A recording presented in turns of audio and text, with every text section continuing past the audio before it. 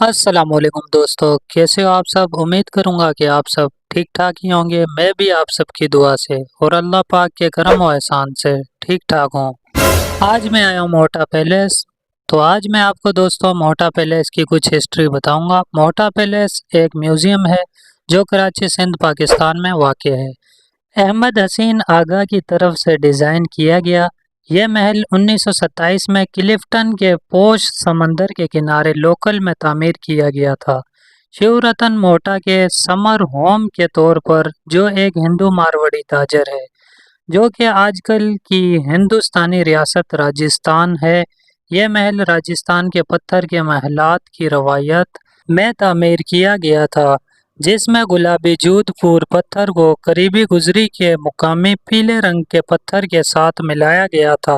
लेकिन ये बनाने की वजह क्या थी? मोहब्बत। जैसे शाहजहां ने बीवी के इंतकाल के बाद ताजमहल बनवा दिया, उसी तरह मोहटा ने बीवी की जान बचाने के लिए मोहटा पैलेस बनवाया। उनकी बेगम को कोई खतरनाक बीमारी हो गई थी जो समंदर की ठंडी हवाओं से सिक्योर हो सकती थी।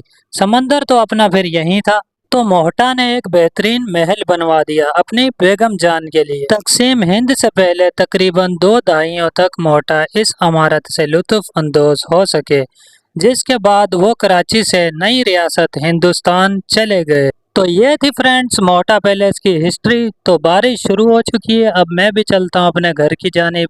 अल्लाह हाफिज।